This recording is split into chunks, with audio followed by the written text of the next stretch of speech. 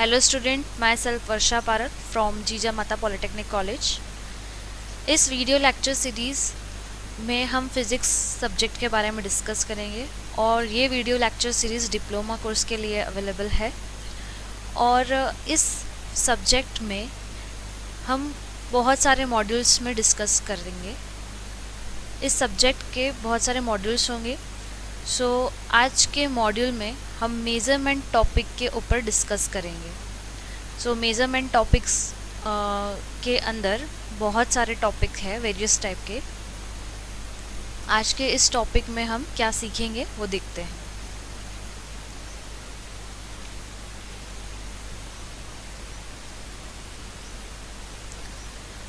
Course outcome, इस course का measurement का जो आउटकम होगा वो क्या होगा? Have an understanding of the fundamental concept and techniques in the various topic related to engineering physics, and student should be able to apply the knowledge analytically। हम engineering physics में बहुत सारे टेक्निक्स और fundamental concept के बारे में पढ़ेंगे, उसके ऊपर डिस्कस करेंगे। इस मॉड्यूल के क्या आउटकम्स होंगे हम वो देखें। तो इस मॉड्यूल्स के आउटकम्स है, लर्निंग आउटकम्स आप देख सकते हैं। Define and understand the basic element of measuring behaviour outcomes. Define and understand the basic elements of measuring behaviour outcomes. हम बेसिक एलिमेंट्स के मेजरिंग और उनके बिहेवियर के बारे में जानेंगे। Identify different type of behaviour outcomes and the measurement procedure for assessing them. हम different type के मेज़रमेंट देखेंगे, डिफरेंट टाइप के प्रोसीजर देखेंगे, किस तरह से मेज़रमेंट करने की अलग अलग प्रोसीजर होती है, किस टाइप के मेज़रमेंट किए जाते थे और किस तरह से उसको डेवलप किया गया, वो हम इस मॉड्यूल के बारे में देखेंगे। सबसे पहला हमारा टॉपिक है कि ये मेज़रमेंट की आवश्यकता क्यों है। Need of measurement in engineering and science. सबसे पहले मेज़रमेंट की जो आवश्यकता है वो साइंस में क्यों है वो हम पहले देखते हैं। तो सबसे पहले 3 क्वेश्चंस है जो आप देखें यहाँ पे। What is the distance of the sun from the earth. सूर्य से पृथ्वी तक की दूरी क्या होगी, कितनी होगी, यह हमें जानना है। सेकेंड है what is the speed of light. उस लाइट की स्पीड क्या होगी। What is the mass of electron. Electron का मास क्या होगा। अभी इन तीनों जो डिस्कवर की गई है वैल्यूज़ वो हमारे पास अवेलेबल है, बट जब नहीं थी तब हम इन वैल्यूज़ को कैसे निकालते, ये हमारे लिए मेज़रमेंट का एक विषय बन चुका था। अब जैसे मान लो कोई ऑब्जेक्ट ऊपर से नीचे गिर रहा है, फ्री फॉल हो रहा है, मतलब आपको पता है कोई भी ऑब्जेक्ट जब ऊपर से नीचे की तरफ गिरता है तो या जब हम ऊपर से कोई चीज़ फेंक देते हैं तो वो हमेशा नीचे की तरफ ही आती है। वो एक नेचुरल फिनोमेना है कि हाँ ऐसा ही होता है, लेकिन ऐसा क्यों होता है हमको फिर बाद में पता चला, हाँ ये ग्रेविटी गुरुत्वाकर्षण बल के कारण सब चीज़ें नीचे की तरफ आती है। अब मान लो वो ऑब्जेक्ट जब धरती पर आता है तो उस ऑब्जेक्ट का वज़न क्या होगा, वो कितनी तेज़ी से नीचे आएगा, या उसको नीचे आने में कितना टाइम लगेगा, क्या हाइट होगी वहाँ से यहाँ तक आने के लिए, किस तरह से ऑब्जेक्ट काम करता है। अगर बहुत हल्की वस्तु है जैसे कागज़ का टुकड़ा, अगर कागज़ के टुकड़े को और एक लोहे की बॉल को, दोनों को मैंने अगर ऊपर से नीचे फेंक दिया तो आप बताइए कौन सा ऑब्जेक्ट धरती पर सबसे पहले पहुंचेगा, जिसका मास ज़्यादा हो, और जो हल्का है वो थोड़ा सा लेट पहुंचेगा रेजिस्टेंस के कारण। तो ऐसा क्यों होता है, हमने ऑब्जेक्ट के मास को देखा, उसको टाइम देखा कि कितना टाइम लग रहा था, क्या वेलोसिटी होगी उस ऑब्जेक्ट की, किस तरह से हम उसको सॉल्व कर पाएंगे, किस तरह से मेज़र कर पाएंगे। तो ये सब चीज़ों के लिए मेज़रमेंट की बहुत ज़्यादा आवश्यकता है। जैसे हमारा जो लाइट है वो ग्लो करता है, जब लाइट ग्लो करता है तो उसके अंदर पावर जो है वो कितनी होनी चाहिए, कितने वाट का बल्ब होगा, कौन सा वाट का बल्ब सूटेबल रहेगा हमारे घर के एप्लीकेशंस के लिए, तो ये सब चीज़ें हमें पता होनी चाहिए, सब कुछ मेज़रमेंट के इससे होता है। तो ये था साइंस के बारे में। अब हम थोड़ा इंजीनियरिंग पर्पस से देखें। ये है pressure gauge machine. Pressure gauge machine pressure को मापने के लिए किया जाता है।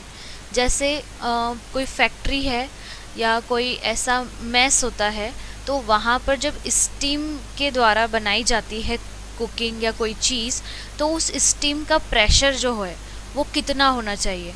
ज़्यादा से ज़्यादा जो वो एप्लीकेशंस यूज़ कर रहे हैं उस प्रेशर के लिए, तो वो 5 गॉज प्रेशर का होना चाहिए। अब मान लो ये मशीन नहीं होती और वो प्रेशर ज़्यादा हो जाता, तो आपकी सारी एप्लीकेशंस जो है वो ख़राब हो जाती या कुछ ना कुछ हादसा हो जाता। तो प्रेशर गॉज मशीन के द्वारा हम प्रेशर को मेज़र कर सकते हैं। तो इस मशीन को बनाने के लिए छोटी से छोटी बारीक से बारीक एक्यूरेसी की मेज़रमेंट की गई होगी। अगर मान लो इस मशीन में ही डिफ़ॉल्ट हो, तो क्या ये मशीन का कोई मतलब है? जैसे ये मशीन एक पीस है ये मशीन का, इसे बहुत सारी हज़ारों तादाद में मशीनें बनाई जाती है और सारी मशीनें डिस्ट्रीब्यूट होती है। सारी मशीनों में एक जैसा मतलब प्रेशर को मापने के लिए एक जैसा वैल्यू वो शो करती है। तो सोचिए इतनी से बारीक मेज़रमेंट को हमें देखना होता है। इंजीनियरिंग पर्पस से देखा जाए तो लाखों करोड़ों टेक्नोलॉजी इक्विपमेंट बनाए गए हैं जो बारीक से बारीक मेज़रमेंट को ध्यान में रखते हुए बनाई जाती है। अब मान लो कि जो गाड़ी होती है, गाड़ी पर जो वॉशर बनाए जाते हैं, नट्स बनाए जाते हैं, वो सब एक ही डायमीटर के होते हैं। तो वो सब का मेज़रमेंट एक जैसा कैसे होता है? तो उसको बनाने के लिए जो मशीन हम बनाते हैं वो भी उतनी ही मेज़रमेंट और सटीक मेज़रमेंट की होनी चाहिए। तो ये बहुत ही इम्पॉर्टेंट है हमारी लाइफ में मेज़रमेंट। अब आप देख रहे हो टेम्परेचर। ये टेम्परेचर 3 टेम्परेचर्स मशीन मैंने दिखाई है यहाँ पे। कुछ मशीन फ़ारेनहाइट में है, कुछ डिग्री सेल्सियस में है और कुछ केल्विन में है। तो ये जो मशीन्स है मतलब आप देख सकते हो फ़ारेनहाइट टेम्परेचर डिग्री सेल्सियस में भी मापा जाता है। जब हमें बुखार होता है तो हम थर्मामीटर जो यूज़ करते हैं वो डिग्री सेल्सियस वाला यूज़ करते हैं और कुछ लोग फ़ारेनहाइट वाला भी यूज़ करते हैं। फ़ारेनहाइट, डिग्री सेल्सियस और केल्विन, इन तीनों में डिफरेंस हम आगे के स्लाइड्स में देखेंगे, पर तीनों ही चीज़ टेम्परेचर के लिए यूज़ होती है। थर्मामीटर जो हम टेम्परेचर मेज़रमेंट करने के लिए यूज़ करते हैं। नेक्स्ट इमेज है जो बहुत सारी टेक्नोलॉजी को डिफ़ाइन कर रही है। जो टेक्नोलॉजी जो है वो यहाँ पे रोबोटिक्स हो, कोई ज्वेलरी हो, इक्विपमेंट हो, जो मशीन गन्स होती है, फैक्ट्रीज़ है, हर चीज़ में टेक्नोलॉजी। आईटी सेक्टर देखा जाए, टेक्नोलॉजी सेक्टर देखा जाए, कैमरा देखा जाए, जो रोज़मर्रा की डेली लाइफ की यूजेस चीज़ें हमारे पास अवेलेबल है, ये फ़ोन, कैमरा, कंप्यूटर, माउस, ये सारी चीज़ मेज़रमेंट पे डिपेंड करती है। मेज़रमेंट नहीं होगा तो क्या हम कोई भी एप्लीकेशन नहीं बना सकते। सारी चीज़ों का एक पैमाना होता है और उनको मापन किया जाता है। तो हम वो उनके बेसिक्स चीज़ों को आज देखने वाले हैं कि बेसिक एलिमेंट्स कैसे हम मेज़र कर सकते हैं। ये है Asian measurement unit of length. पुराने ज़माने में हम किस तरह से मापन करते थे उस बारे में थोड़ा सा डिस्कशन करते हैं।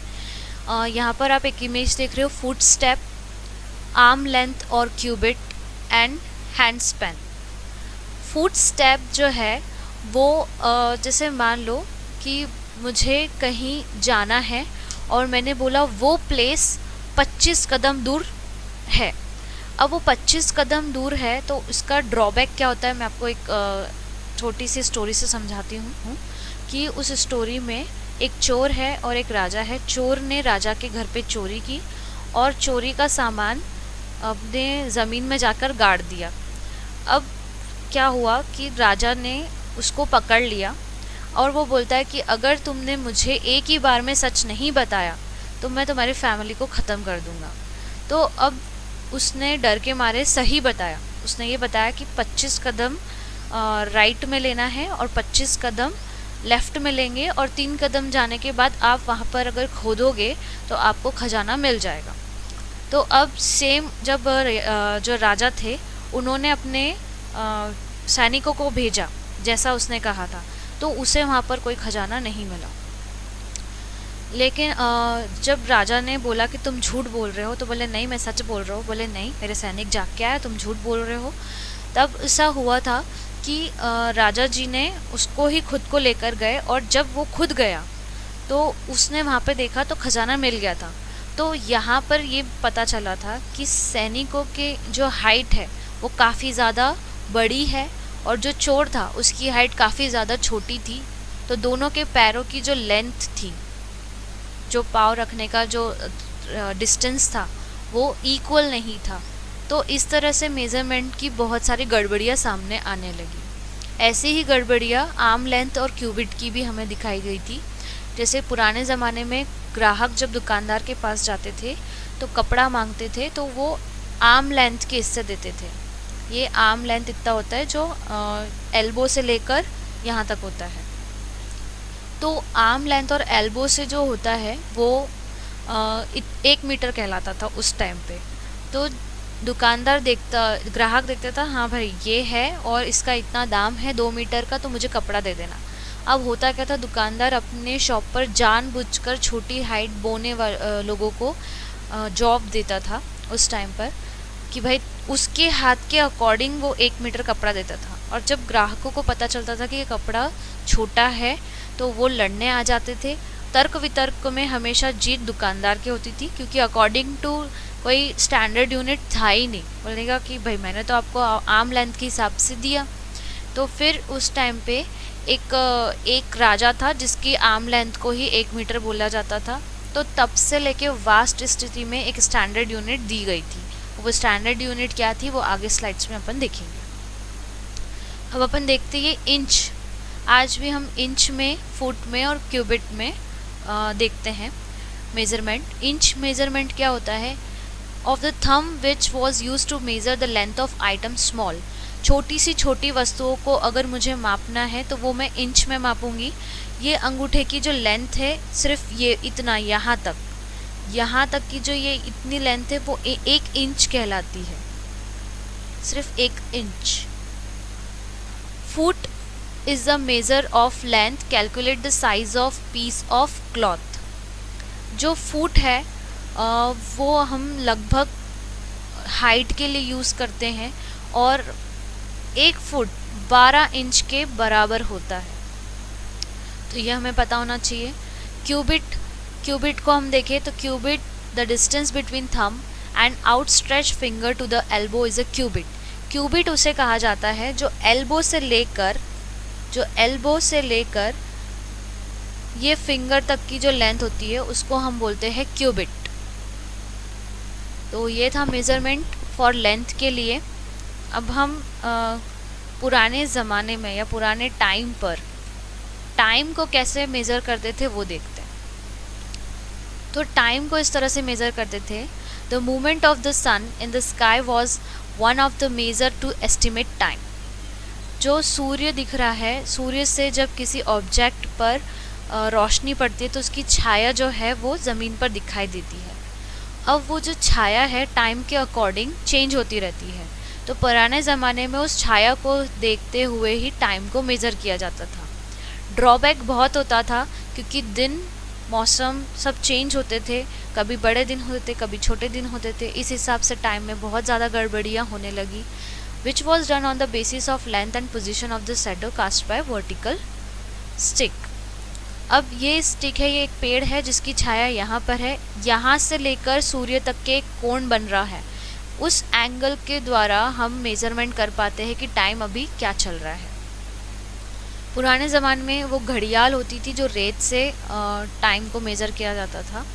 फिर धीरे धीरे उसमें काफ़ी दिक्कतें आने लगी तो हमने और उसको डेवलप करते गए। तो ये था एशियन टाइम पे हम किस तरह से मेज़रमेंट करते थे, यही सब चीज़।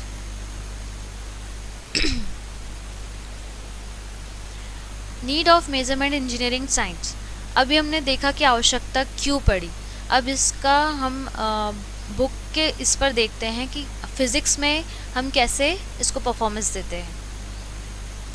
तो फर्स्ट है, to understand any phenomena in physics we have to perform experiment.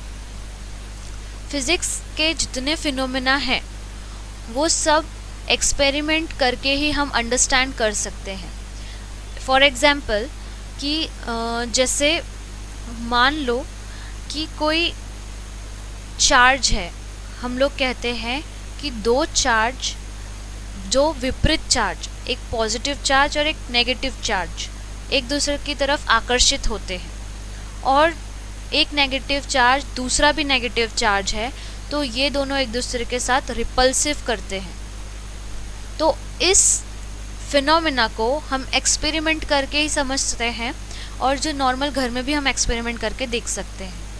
जैसे एक एग्जांपल लेते हैं, कभी आप बचपन में स्केल को रब करते थे, स्केल को रब करने के बाद कुछ कागज़ के टुकड़े होते थे, तो वो जो कागज़ के टुकड़े हुआ करते थे वो स्केल की तरफ क्या होते थे, आकर्षित होते थे।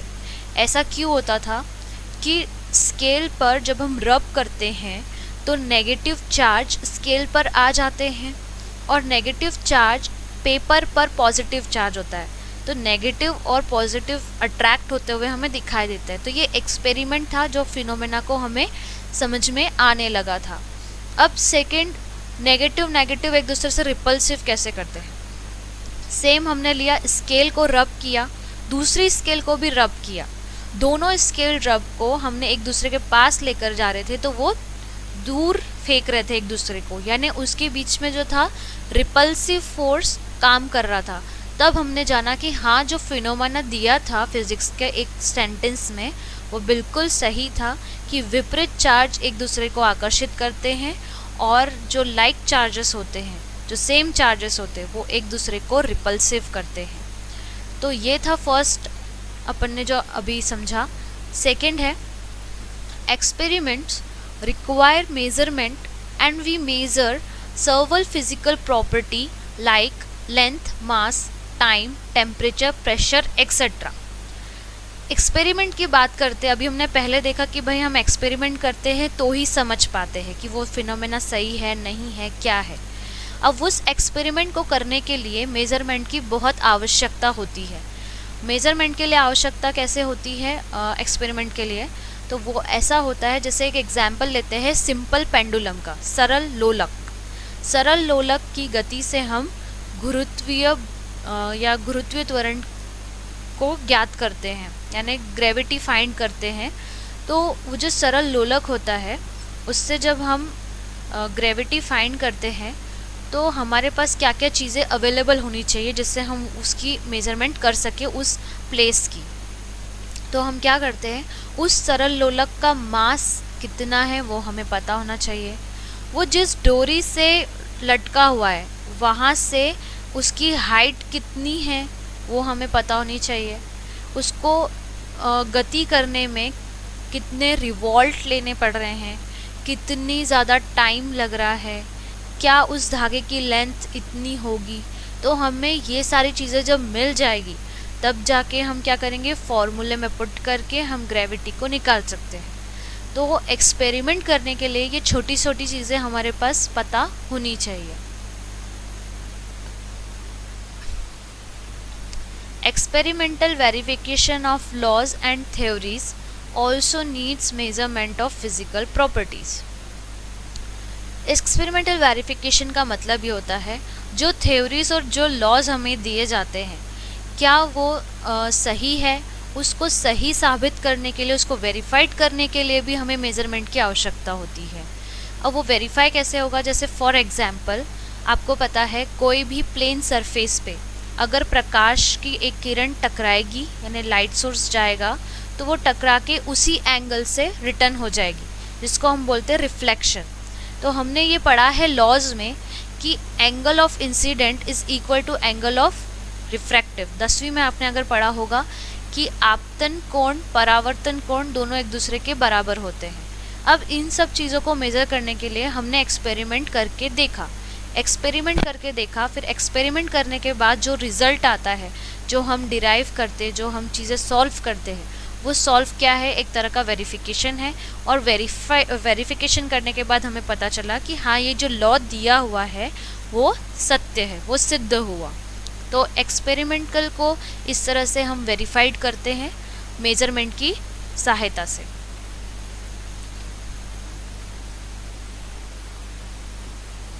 अब मेजरमेंट को हम डेली लाइफ में कैसे देखते हैं वो हम देखते हैं। फर्स्ट है मेजरमेंट ऑफ लेंथ। लेंथ को मेज़र करने के लिए वेरियस टेक्निक्स है, बहुत सारी यूनिट्स है, बहुत सारे तरीक़ों से हम लेंथ को मेज़र करते हैं। तो ये जो हमने देखा कि जो सेंटीमीटर और मीटर में यूज़ करते हैं वो एक आध इक्विपमेंट का हमने यहाँ पे एग्जांपल लिया है। सेकंड, मास को भी बहुत सारी यूनिट्स में हम मेज़र कर सकते हैं। जैसे अब हमें 5 किलो की शक्कर लेनी है तो हम कभी भी दुकानदार को ये नहीं बोलते कि 5000 ग्राम शक्कर दो, हम उसे ये क्वांटिटी बोलते हैं कि 5 किलोग्राम शक्कर दो। और फिर हम अगर बोलते हैं कि हमको 500 ग्राम, हम देखते कि आधा किलो शक्कर दो, तो आधे किलो के शक्कर या आधा किलो के पैकेट पे 500 ग्राम लिखा होता है। और जो 1 किलोग्राम जब वो क्वांटिटी स्टैंडर्ड हो जाती है, किलोग्राम में कन्वर्ट हो जाती है, तो सारी चीज़ें किलोग्राम में चलती है। तो ये सब चीज़ें हैं मेज़रमेंट की डेली लाइफ के अंदर, जो हम रोज़ाना देखते हैं और रोज़ाना हम महसूस भी करते हैं कि कितनी ज़्यादा इम्पोर्टेंस है डेली लाइफ में मेज़रमेंट की। और अभी हमने बोला कि हम लेंथ को बहुत सारे इसमें मेज़र कर सकते हैं, तो हम देखते हैं मीटर। मीटर को जो कपड़ा हमने देखा, वो कपड़े को हम मीटर में मेज़र करते हैं। उसके बाद जो फुट है वो हाइट के लिए यूज़ करते हैं, 5 फुट 2 इंच, 7 फुट 9 इंच। तो ये जो इंचेस होते हैं, ये इंचेस की स्केल होती है। ये एक पिन है जिसके हमने बोला इसकी लेंथ क्या होगी, ये बहुत छोटी है। अब इसको मैं सेंटीमीटर की स्केल से या उस स्केल से मेज़र नहीं कर सकती, तो इसको इंच में मैंने डिस्क्राइब किया, तो ये 2 इंच की है। फुट में हम डिस्क्राइब करते हैं जब 12 इंच 12 इंच 12 इंच इतनी सारे इंचेस हो जाती है, तो हम उसको बोलते हैं ये 4 फुट 2 इंच फुट में कन्वर्ट हो जाती है। जैसे मैंने बताया था 1 फुट बराबर 12 इंच होती है। तो अब हम किलोग्राम के बारे में देखते हैं। मैंने मास को हम किलोग्राम और पाउंड दोनों में देखते हैं।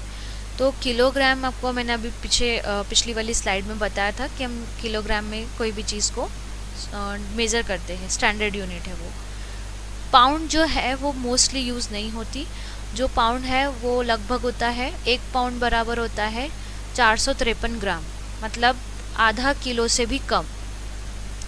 पाउंड जनरली यूज़ करते हैं हम न्यू बॉर्न बेबी होते हैं, जो बच्चे होते हैं, उसका जो हम मास क्वांटिटी बताते हैं, तो हम ये बोलते हैं कि ये 7 पाउंड का हुआ है, 9 पाउंड का हुआ है। तो इस तरह से पाउंड की मेज़रमेंट होती है। अब हमने आपको बताया था डिग्री सेल्सियस, फ़ारेनहाइट और केल्विन में डिफरेंस क्या है। तो डिग्री सेल्सियस नॉर्मली हम जो टेम्परेचर होता है, बॉडी टेम्परेचर, इस तरह से हम पर्सन के लिए डिग्री सेल्सियस यूज़ करते हैं, और फ़ारेनहाइट भी यूज़ कर सकते हैं। फ़ारेनहाइट और डिग्री सेल्सियस में डिफरेंस ये है कि डिग्री सेल्सियस जो है वो 0 से स्टार्ट होता है, 0 से लेके 100 तक, और फ़ारेनहाइट स्टार्ट होता है 32 डिग्री फ़ारेनहाइट से स्टार्ट होता है मेज़रमेंट करने के लिए। जैसे आप यहाँ पर देख सकते हैं, ये डिग्री सेल्सियस की स्केल है जो बड़ी वाली है, और जो अंदर के पैमाने हैं वो फ़ारेनहाइट का पैमाना है। तो डिग्री सेल्सियस स्टार्ट कहाँ से हो रहा है, 0 से, और 0 से ख़त्म कहाँ हो रहा है, अपन बोल रहे हैं यहाँ पे 100 तक की जो टेम्परेचर थर्मामीटर दिया जाता है उसकी बात कर रहे हैं। तो ये 100 तक दिया हुआ है। और फ़ारेनहाइट में देखो ये 32 से स्टार्ट हो रहा है, 32 से। तो 32 से ये लगभग है यहाँ पर दिया हुआ है 100 के आसपास ही, 110 आई थिंक, ठीक है। तो ये होता है measurement for degree Celsius Fahrenheit. अब हम देखते हैं केल्विन। केल्विन लगभग रूम टेम्परेचर, फैक्ट्री का टेम्परेचर, फैक्ट्री में हीटिंग सब्सटेंस क्या है, तो लगभग केल्विन हम वहाँ यूज़ करते हैं जहाँ पर इंटरनेशनली एक्सपोर्ट इंपोर्ट ज़्यादा होता रहता है। तो हमने देखा हमारे रूम का टेम्परेचर कितना है, तो एक स्टैंडर्ड वैल्यू अगर मुझे किसी को बतानी है, इंटरनेशनली भी बतानी हो, कहीं पे बताना हो, तो मैं उसे केल्विन में डिफ़ाइन करूँगी कि हाँ मेरे रूम का टेम्परेचर जो है वो 273 केल्विन है या 290 केल्विन है, तो मैं उसे केल्विन में डिस्क्राइब करूँगी। इसकी स्टार्टिंग ही होती है, जैसे डिग्री सेल्सियस की स्टार्टिंग होती है 0 से, डिग्री फ़ारेनहाइट की स्टार्टिंग होती है 32 से, उसी तरह केल्विन की स्टार्टिंग होती है 273 केल्विन से। ठीक है, तो टेम्परेचर का मेज़रमेंट, मास का मेज़रमेंट और लेंथ का मेज़रमेंट हमने यहाँ पे देखा। अब हम नेक्स्ट पढ़ते हैं फिज़िकल क्वांटिटीज़ क्या होती है। तो ये फिज़िकल क्वांटिटीज़ हम देखें, physical quantity a physical property that can be measure and describe by a number is called a physical quantity. जैसे mass of a person is 65 kg, so ये जो 65 है न्यूमेरिकल वैल्यू है, ये फिज़िकल क्वांटिटी है। और ये जो kg दिखाई दे रहा है ये यूनिट ऑफ फिज़िकल क्वांटिटी है, ये यूनिट ऑफ फिज़िकल क्वांटिटी है। तो जो न्यूमेरिकल वैल्यू है भाई इतनी ज़्यादा फिज़िकल क्वांटिटी में हमें शो हो रही है, और उसके बाद ये जो है यूनिट ऑफ फिज़िकल क्वांटिटी, भाई ये जो है यूनिट ऑफ फिज़िकल क्वांटिटी है। और जो फिज़िकल क्वांटिटी है वो हम देखते हैं, भाई इतनी क्वांटिटीज़ मुझे नज़र आ रही हैं। अब ये इसकी लेंथ क्या होगी, इस बोरे की लेंथ क्या है, इस बोरे की लेंथ क्या है, या इसके अंदर जितना चावल है कितनी क्वांटिटी में चावल रखा गया है, इस जो ये रखा गया है चावल जिस रूम में रखा गया है उस रूम का टेम्परेचर क्या होगा। तो देखिए यहाँ पर भी टेम्परेचर को केल्विन में लिया है। ये जो चावल रखे गए हैं जिस रूम में, उस रूम का एरिया कितना है, तो वो एरिया यहाँ पे शो हो रहा है। और इनकी लेंथ क्या है, किसी पर्टिकुलर एक इसकी अपन देख ले तो 3 मीटर है। और कोई पर्सन वहाँ पे खड़ा होगा जिसका मास 65 kg है, या इन बोरों का अपन मान लो कि 65 kg का पूरा मास दिया हुआ है। कितनी क्वांटिटी, जैसे मान लो सिर्फ दो इसकी मुझे मास निकालना हो, तो 2 मास को हम मेज़र कर लेते हैं कि भाई इतने किलो चावल यहाँ पे अवेलेबल है इसमें। ठीक है, तो ये होता है फिज़िकल क्वांटिटी। अब हम देख रहे हैं नेक्स्ट स्लाइड में यूनिट ऑफ फिज़िकल क्वांटिटी, ये क्या होता है। Unit of physical quantity, the standard unit of measurement is defined as a unit of measurement which have a fixed value that does not change from place to place and person to person. Unit of measurement की खासियत ये है कि ये place to place और person to person change नहीं होता। अगर मैं स्टेट्स की बात करूँ कि एमपी में 65 किलो की चीज़ महाराष्ट्र जाकर भी वो 65 किलो की ही होगी। यूपी साइड भी अगर हम उस चीज़ को मेज़र करें तो 65 किलो में ही देगा। अंडरस्टूड है कि हाँ ये समझ जाएगा ये 65 किलो का है, इतना वज़न है, हमें इसको कैसे मेज़र करना है, कितना लेना है, ये सब कुछ हम लोग अंडरस्टूड है। किस तरह से हमें बार्गेनिंग करनी है, किस तरह से हमें चीज़ें चाहिए, क्या क्या चीज़ें हमें जितनी आवश्यकता है हम उतनी ही लेते हैं। अब बात आती है कि क्या इंडिया में हम जो यूनिट यूज़ कर रहे हैं क्या वो यूनिट बाहर की कंट्री में भी यूज़ कर सकते हैं, क्या हम जो बताएंगे वो समझ सकते हैं कि हम इसको किलोग्राम में ले रहे हैं, हम इसको पाउंड में ले रहे हैं, हम इसको ग्राम में ले रहे हैं। तो जो इंटरनेशनल यूनिट्स है उसके बारे में हम नेक्स्ट मॉड्यूल्स में देखेंगे आराम से, बहुत अच्छा सा इसका वास्ट टॉपिक है। तो ये जो चीज़ें हैं, एक फिक्स्ड वैल्यू होती है जो आपने बोला 65 kg, इधर भी 65 kg, दूसरे स्टेट में भी 65 kg एंड थर्ड स्टेट में भी 65 kg। तो person to person and place to place कभी चेंज नहीं होती। सेकेंड है हमारे पास एक फॉर्मूला, उसको हम देखते हैं और समझते हैं, बहुत अच्छा है और ये इस टाइप के इस पर क्वेश्चंस आते हैं। A physical quantity can be expressed as the combination of a numerical value and a unit. जो कॉम्बिनेशन है न्यूमेरिकल वैल्यू और यूनिट का, उसी को हम बोलते हैं फिजिकल क्वांटिटी। जैसे 5 kg, 5 एंड kg दोनों के कॉम्बिनेशन को हम बोलते हैं फिजिकल क्वांटिटी। क्लियर। अब ये है n जो कि न्यूमेरिकल वैल्यू है और ये इन्वर्सली प्रोपोर्शनल है, यानी व्युत्क्रमानुपाती है। किसके? 1/u, मतलब यूनिट के, मात्रक के। अब मानो कि 5 किलो, 5 को हम एन से शो करते हैं क्योंकि वो न्यूमेरिकल वैल्यू है, और जो किलोग्राम हम यूज़ कर रहे हैं वो है यूनिट। कहने का मतलब ये है कि जब न्यूमेरिकल वैल्यू छोटी होती है तो यूनिट बड़ी हो जाती है, और जब यूनिट को छोटी किया जाता है तो न्यूमेरिकल वैल्यू बढ़ जाती है। तो दोनों एक दूसरे से कैसे है, व्युत्क्रमानुपाती, यानी उल्टा चलते हैं। तो हमने बोला कि भाई अगर ऐसा है भी तो जो पहली क्वांटिटी थी क्या वो दूसरी क्वांटिटी के बराबर हो जाएगी। अब इसका मैं एग्जांपल देती हूँ। जैसे जो चीज़ मैंने कहा 5 किलो की शक्कर और 5000 ग्राम की शक्कर, क्या दोनों इक्वल होगी? बिल्कुल होगी।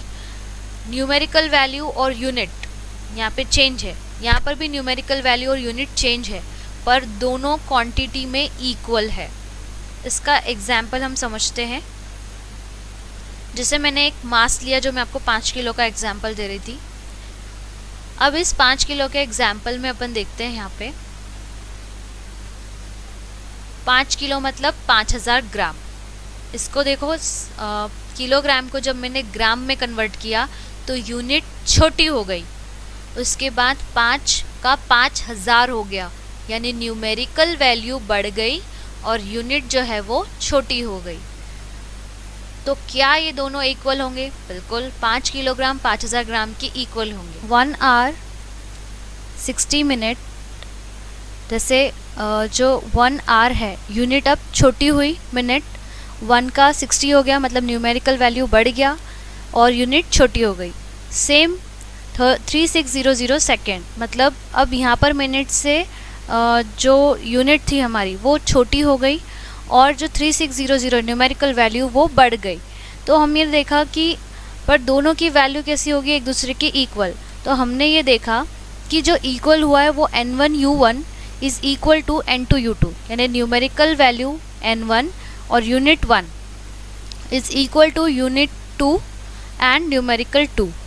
ठीक, तो हमने ये देखा कि n is inversely proportional to 1/u।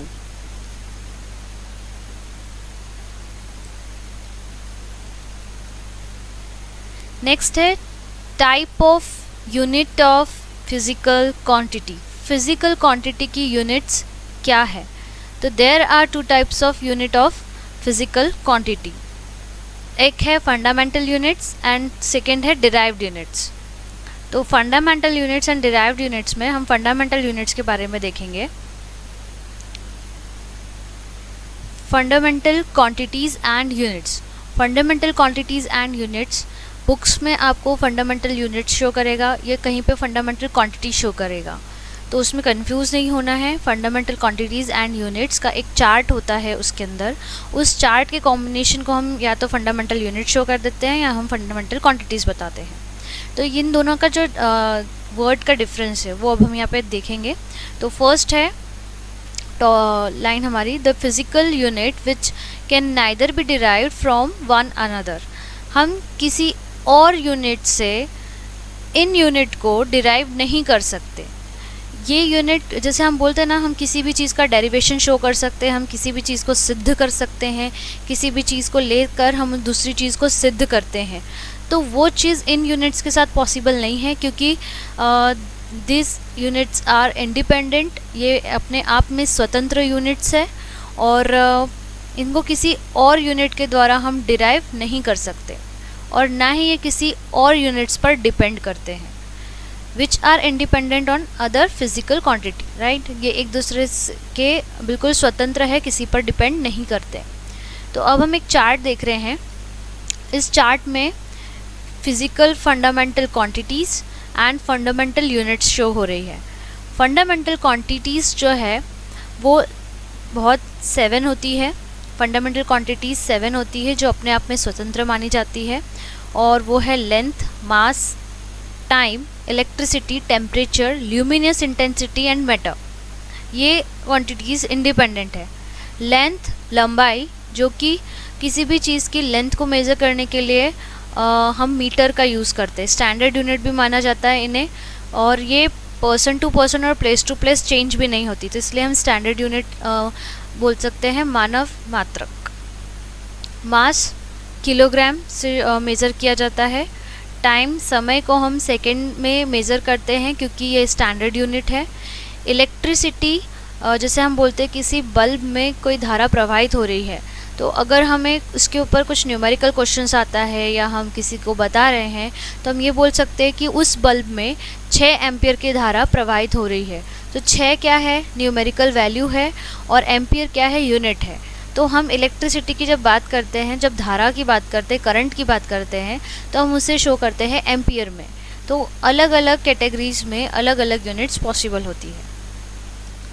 Temperature का स्टैंडर्ड वैल्यू केल्विन है, जो हमने अभी शो किया था कि पीछे हमने अपनी स्लाइड्स में बताए थे कि kelvin, Fahrenheit and degree Celsius में डिफरेंस क्या है। और इंटरनेशनली और बहुत सारे स्टेट्स में हम मानक मात्रक केल्विन को मानते हैं, इसलिए टेम्परेचर के लिए स्टैंडर्ड यूनिट केल्विन ही है, और हम टेम्परेचर को जब भी मापन करेंगे केल्विन में करेंगे। ल्यूमिनियस इंटेंसिटी यानी ज्योति तीव्रता।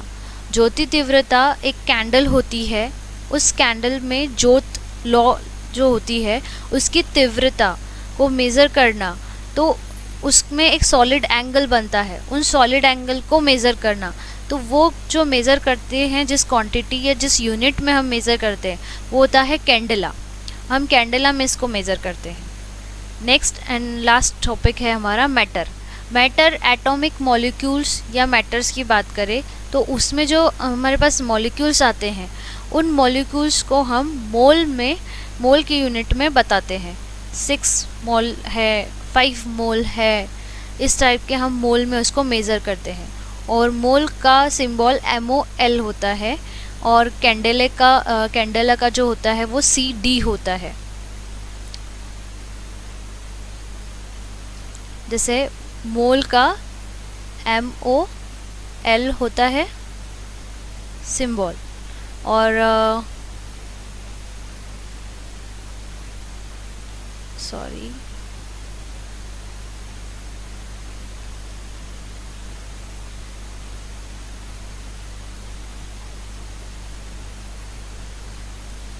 हाँ, तो ये था हमारा फंडामेंटल क्वांटिटीज़ एंड यूनिट्स। अब हम डिराइव्ड यूनिट्स के बारे में बात करें तो डिराइव्ड यूनिट्स क्या होती है। Derived units quantities which are depend on fundamental quantities, ऐसी क्वांटिटीज़ जो फंडामेंटल क्वांटिटीज़ पर डिपेंड करती है। फिज़िक्स में 7 यूनिट्स के अलावा जितनी भी क्वांटिटीज़ है वो सब कुछ फंडामेंटल यूनिट्स पर डिपेंड करते हैं। मतलब फोर्स, न्यूटन, एरिया, मतलब जो भी चीज़ है जितनी है उन 7 के अलावा उस सब के सब फंडामेंटल यूनिट्स पर डिपेंड करते हैं। Which are derived from fundamental units are called derived units.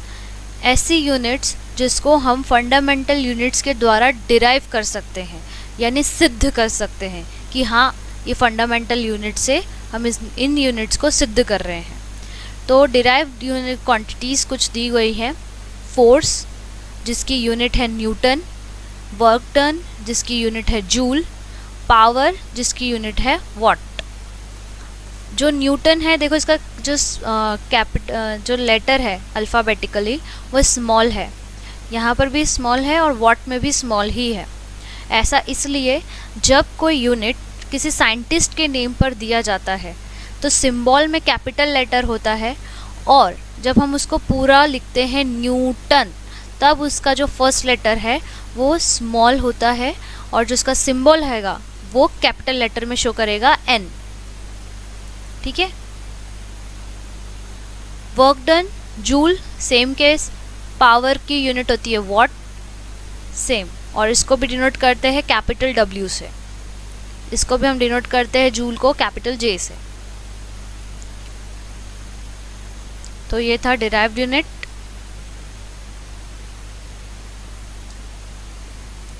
Derived unit के कुछ एग्जांपल्स मैं आपको शो कर रही हूँ। जैसे ये एक्सेलरेशन है। एक्सेलरेशन मतलब होता है त्वरण। त्वरण बराबर होता है वेग बटे समय, यानी वेलोसिटी अपॉन टाइम। वेलोसिटी क्या होती है? डिस्प्लेसमेंट अपॉन टाइम, मतलब विस्थापन बटे समय। अब हमने यहाँ पे वेलोसिटी की वैल्यू रखी है मीटर सेकेंड इन्वर्स, इसको इन्वर्स पढ़ते हैं क्योंकि सेकेंड इसके बटे में होता है, जब ऊपर आ जाता है तो -1 लग जाता है, जो हमने देखे हैं पुरानी प्रीवियस क्लासेस में। अब वेलोसिटी का मतलब होता है मीटर सेकेंड इन्वर्स। अब उसके अपॉन में एक और टाइम है, तो अभी हमने पीछे देखा टाइम को हम किस में मेज़र करते हैं, सेकेंड में मेज़र करते हैं। तो ये सेकेंड और ऊपर चल जाएगा तो -1 और -1 कितना हो जाएगा, -2। तो मीटर सेकेंड इन्वर्स स्क्वायर। दूसरा है force equals to mass into acceleration. ये फोर्स का फॉर्मूला होता है। अब फोर्स के फॉर्मूले में ध्यान से देखो, मास इनटू एक्सेलरेशन।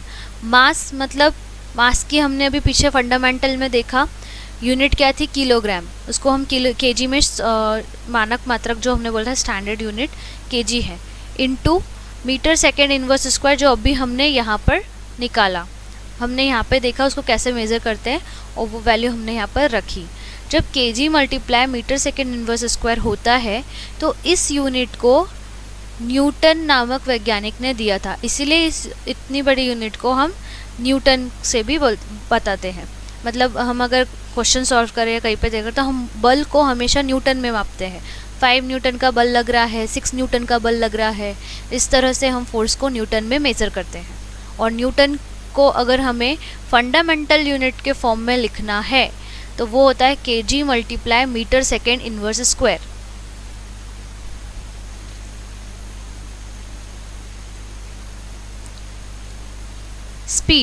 स्पीड बराबर होता है डिस्टेंस अपॉन टाइम। गति बराबर होता है दूरी बटे समय। दूरी मतलब लेंथ, और लेंथ को हम मेज़र करते हैं मीटर में, तो हमने डिस्टेंस को लिखा m। बटे में टाइम है यानी कि t, और t का जो यूनिट होता है सेकेंड, यानी हमने लिखा second s।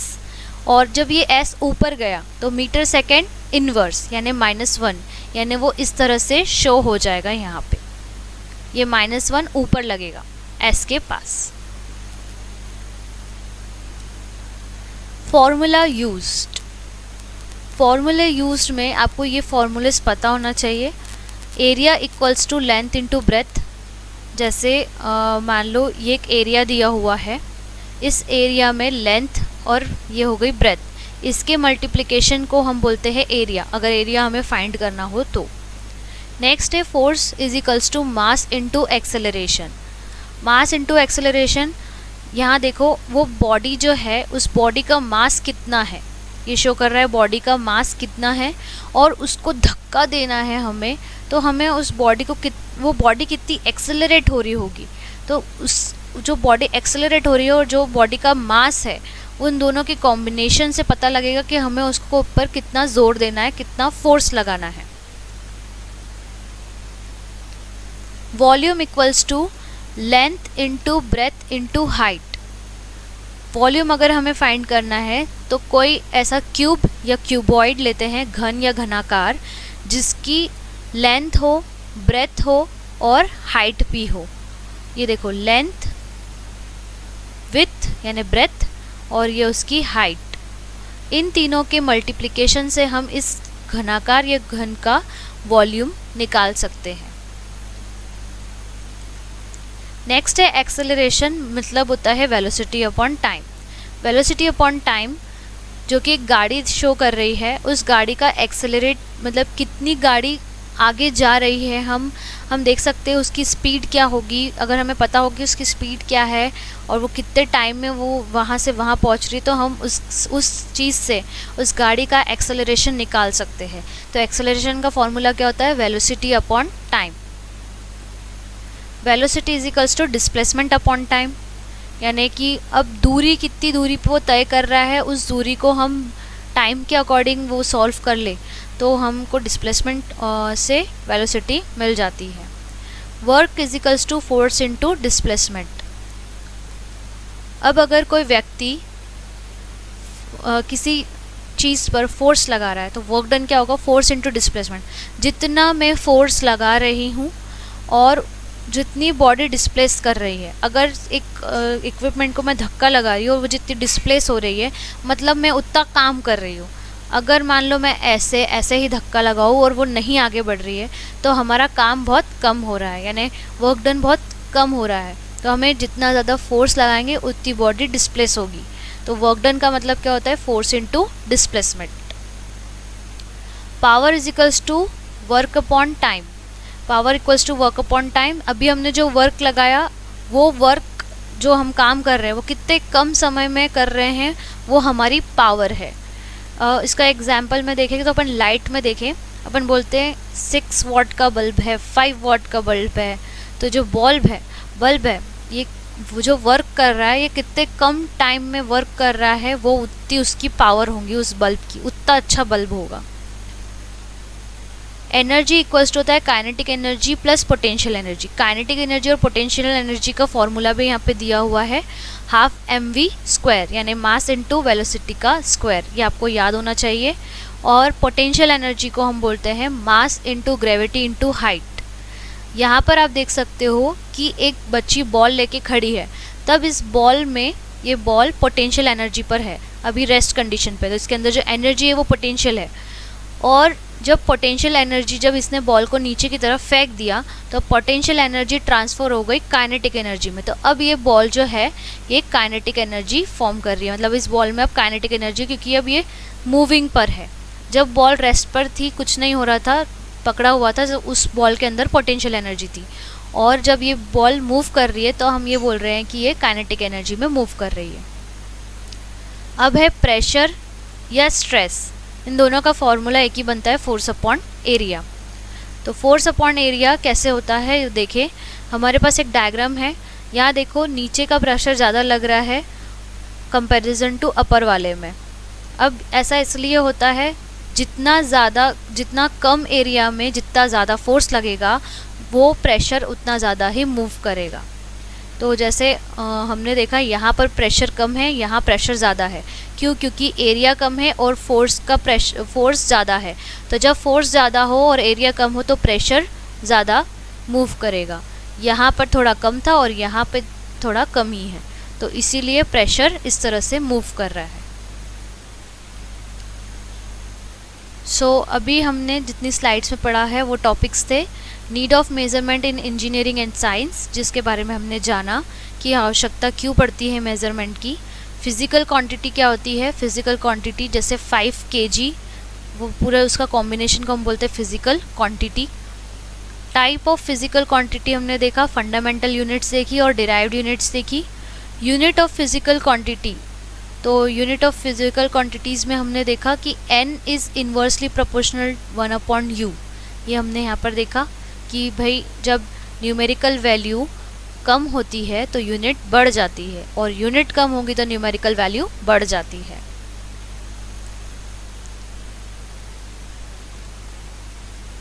Assignment question, write the relation between numerical value of a quantity and the size of the unit, length, mass and time.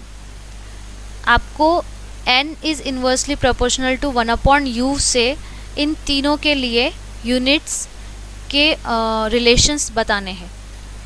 Length जैसे मीटर में अगर आप मेज़र कर रहे हो तो उसको सेंटीमीटर में कन्वर्ट करो, किलोग्राम है तो उसको ग्राम में कन्वर्ट करो। टाइम का तो आपको इस स्लाइड में मिल ही जाएगा कि कैसे सॉल्व किया है।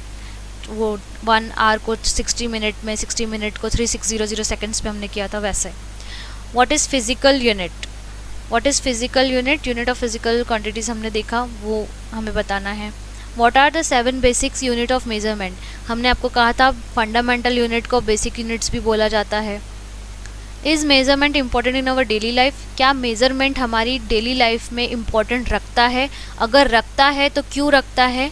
यानी इसमें नीड ऑफ मेजरमेंट के जो लॉज है जो हमने पढ़ा था वो इसके अंदर आएगा। Which is mean by derived quantity, means derived quantity क्या होती है वो आपको इसमें बताना है।